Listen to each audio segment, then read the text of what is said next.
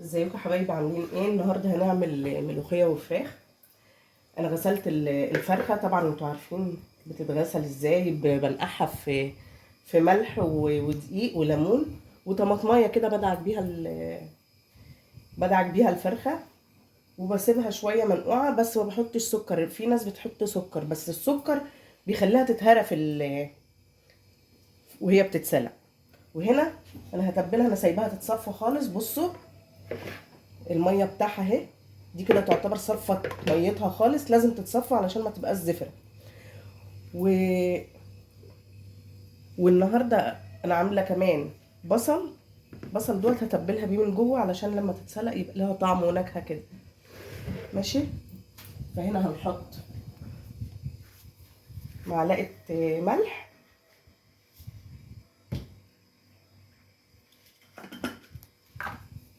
وشويه فلفل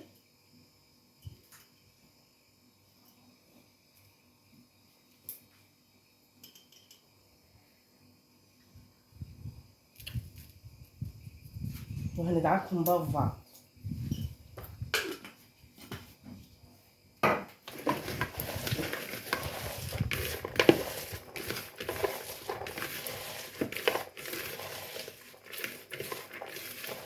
ونتأكد يا جماعة ان الفرخة اكيد ان هي متصفية.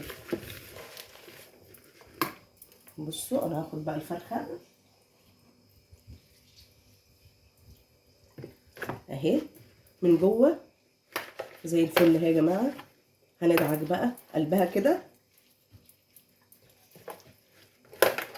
وندخل ما بين الجلد، لازم تنضفه ما بين الجلد واللحم عشان بيبقى فيه زلال كده، لازم يطلع الزلال ده. هو ده اللي بتبقى حاجة مقرفة في الفرخة بصراحة. يعني لو رحت لأي دكتور كوليسترول أو حاجة هيقولك الزلال ده لازم يطلع، أو يا ريت تشيلوا الجلد خالص. ندعكها ونسيبها 5 دقايق.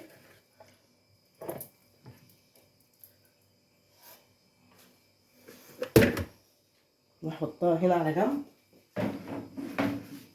وهنا انا معلقه على الميه، حاطه فيها ورق لورا وحبهان. ما نحطش يا جماعه البصل ولا الجزر ولا اي حاجه انتوا بتحطوها الا لما الريم كله يطلع، علشان البصل بيشد. للي بيحب ياكل البصل مع الشوربه، البصل بيشد كل الزفاره. لازم تطلعوا الريم خالص وبعد كده تقوموا حاطين البصل. الميه غليت اهيت، هسقط الفرخه على وشها علشان الصدر لازم ياخد سوا. وهاخد باقي البصل احطه، بيدي نكهه حلوه قوي. هنا يا جماعه ابتدت الفرخه تطلع ريمه اهي. وفي حله تانية انا حطيت زيت وحطيت فصين مستكه. هحط الشعريه احمرها، هعمل شويه رز بشعريه.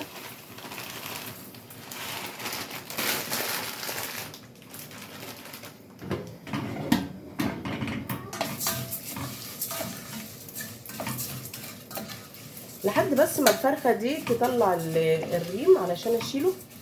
وبعدين هحط البصل والجزر وطماطمايه بعد ما الريم يطلع خالص.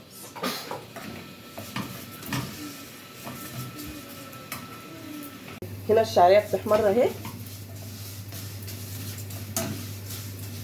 الشعريه يا جماعه ما تحمرش قوي علشان بتمرر الرز بعد كده. كفايه كده. اسقط بقى الرز.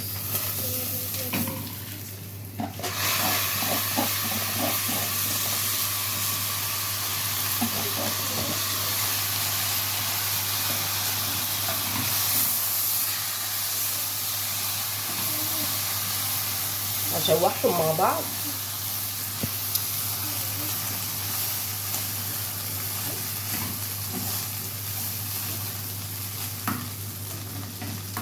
وهحط لهم ملح. هنا الريم بيطلع في الحله الثانيه اهو، هشيله. هحط ملح بس للرز وهشيله. معلقه ملح كفايه. لو عامله نص كيلو رز شوفوا بقى انتوا بتملحوا دوت على حسب رغبتكم انتوا.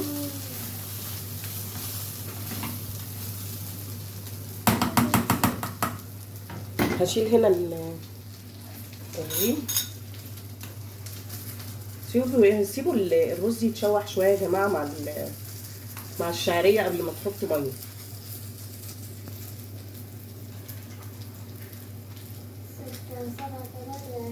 نقلب بس علشان الجزء اللي تحت دوت يطلع ريم هو كمان. هنا هحط الميه اهو.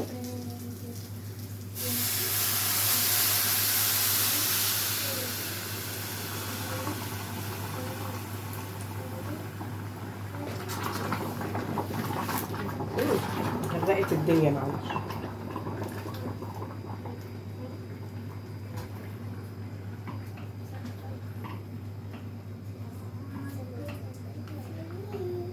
اكيد كلنا عارفين معيار الميه مع الرز. اول ما هيتشرب هقفل عليه. هنطلع برضو الريم اهو. احنا مع الفرخه لحد ما تخلص ريمها، لحد ما نلاقي الشوربه صافيه خالص. حسبوا بس الحبهان عشان بيطلع مع المعلقه. حاولوا تجمعوا كل الريم في حته واحده كده وشقطوه بقى. مش عارفه اسمها شقطوه ولا قشطوه حاجه كده يعني.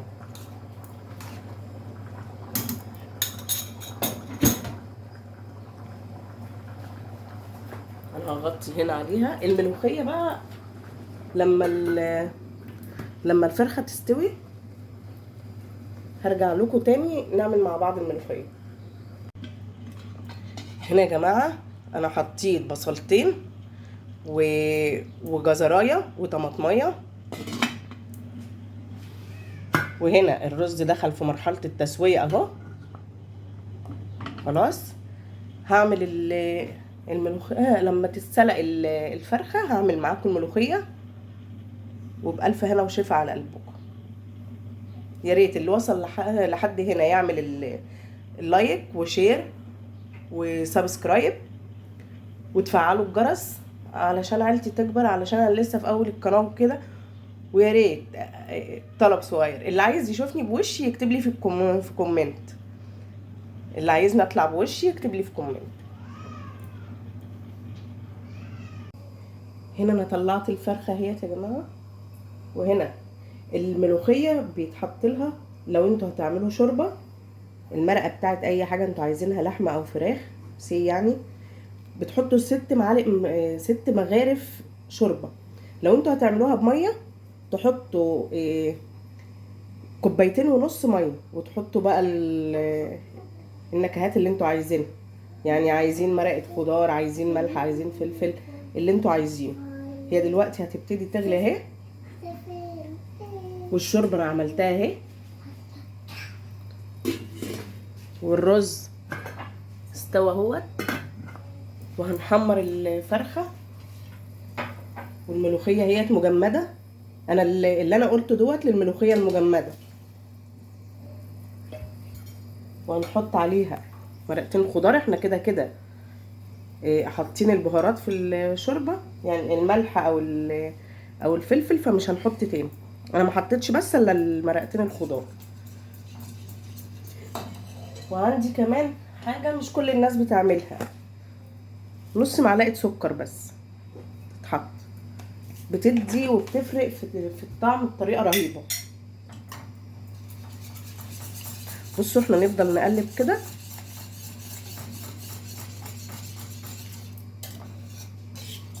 هي كده كده كانت سايبه يا جماعه.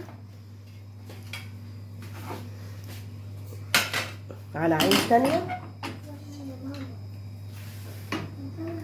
نعلق على التومه طاسه فيها سمنه.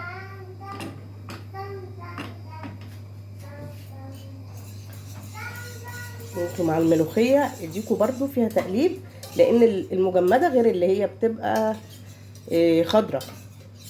هي كده هي، ما نسيبهاش بقى تغلي، يعني اول ما تبتدي تفور نقفل على طول. وهنا السمنه اهي،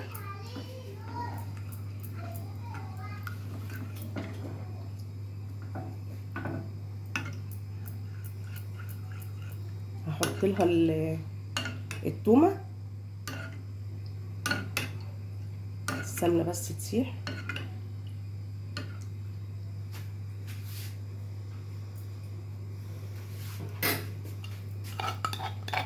انا عامله راس توم على كيس الملوخيه.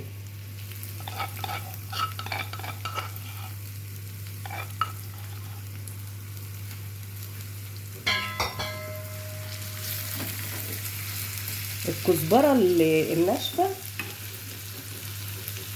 ما تتحطش دلوقتي يا جماعه، اول ما تبتدي تدي لون، اول ما تبقى ذهبيه كده نحط الكزبره علشان ما تمررش.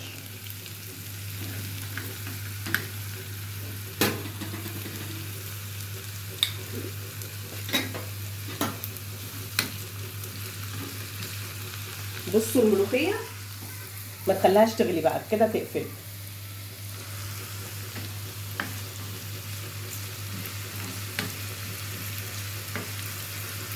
ريحه الملوخيه دي هتجيب عندكم اخر الشارع.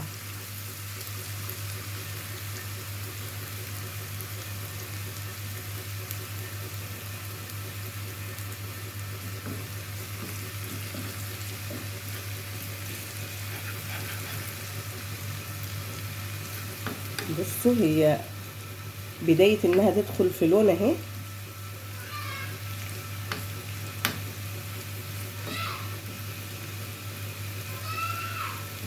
لسه انا برضو مش هحط الكزبره دلوقتي. التوم الجديد يا جماعه بياخد وقت بس في التحمير، علشان لسه بيبقى فيه ميه. هو مش جديد قوي، بس اللي هو بتاع السنه دي يعني بياخد وقت في التحمير، فما تستعجلوش عليه. بصوا انا في المرحله دي هحط بقى الكزبره، بحط معلقتين صغيرين يعني. ما تستكتروش يا جماعه الحاجه، صدقوني هتفرق معاكم، يعني اعملوها وقولوا لي رايكم.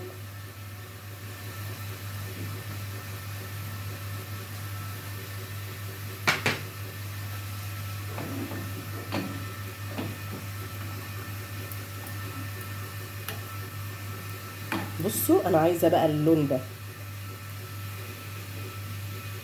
اوعوا تغمقوا قوي علشان ما تمررش اهي. انا مش بعرف اشهق بس يا جماعه انا بسمي وخلاص.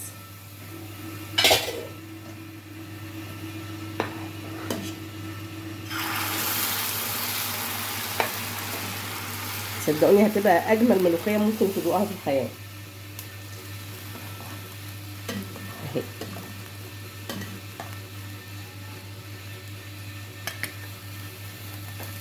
هحمر واوريلكم الاكل بقى كله مع بعض. بصوا يا جماعه كده انا خلصت، ادي الملوخيه والشوربه والرز والفرخه اهي.